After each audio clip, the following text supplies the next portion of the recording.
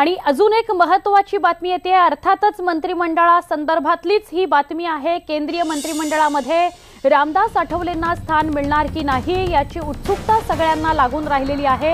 याबाबत आपण अधिक जाणून घेऊया। आपल्या सगळ्यांना कल्पना आहे, सलग आजचा तिसरा दिवस आहे ज्या दिवशी अमित शहा नरेंद्र मोदींच्या निवासस्थानी जात आहेत आणि मंत्रिमंडळातल्या सगळ्या मंत्री कोण असतील या संदर्भातली खलबत नरेंद्र मोदींच्या निवासस्थानी सुरू आहे।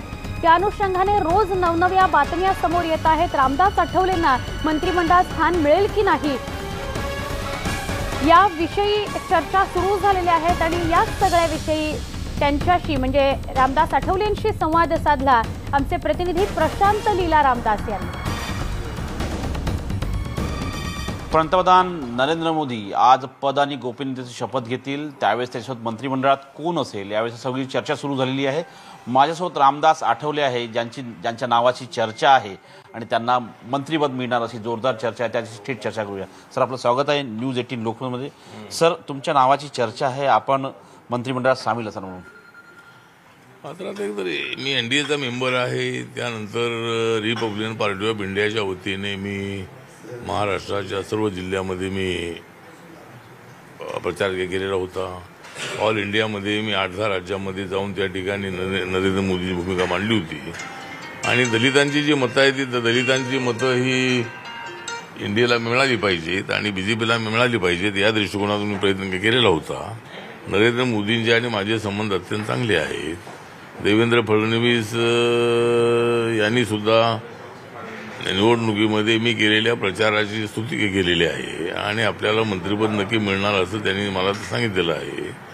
त्यामुळे मला असं वाटतं की जी यादी बनणार आहे त्या यादीमध्ये एनडीएचा मेंबर म्हणून नरेंद्र मोदींचा एक मोठा सपोर्ट म्हणून माझं नाव त्या ठिकाणी नक्की असेल असा मला विश्वास आहे। ज्या पद्धतीने जर बघितलं आपण की प्रत्येक घटक पक्षाला एक मंत्रिपद देण्याची सूत्र आज बांधलं गेलेलं आहे।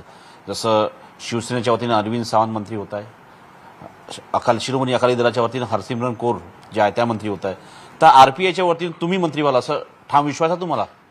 हा, म्हणजे आरपीआयच्या वतीने आता मीच एकटाच खासदार आहे, त्यामुळं मला त्या ठिकाणी मंत्रिपद मिळण्याची मला पूर्णपणे खात्री आहे। मला ते देतील मोदी साहेब, ती जबाबदारी स्वीकारून मी लोकांसाठी काम करणार आहे। दलित असतील, आदिवासी आहेत, गोरगरीब लोक आहेत, त्यामुळे मला कुठलंही मंत्रालय चांगलं मिळालं तर मला जर काम करण्याची संधी मिळाली तर मी त्या संधीचं सोनं करण्याचा प्रयत्न करेन। त्यामुळं नरेंद्र मोदी यांना माझ्या संबंधामध्ये सगळी माहिती आहे, त्यामुळं नक्की ते माझा विचार करतील आणि मला योग्य अशा पद्धतीचं खातं देतील असा मला विश्वास आहे।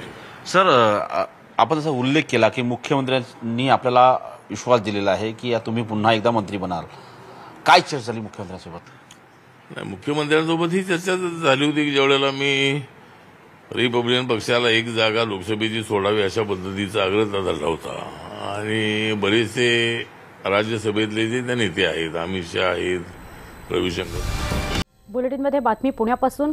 पुण्यातील खडकवासला इथं राष्ट्रीय संरक्षण प्रबोधिनीच्या 136व्या तुकडीचं दीक्षांत संचलन पार पडलं। 3 वर्षांचं खडतर प्रशिक्षण पूर्ण करून विद्यार्थी देशसेवेसाठी सज्ज झालेत। संचलनाचं निरीक्षण air chief marshal BS Dhanoa यांनी केलं। यावेळी हवाई दलाचं चित्तथरारक प्रात्यक्षिक डोळ्यांचं पारणं फेडणारी ठरली।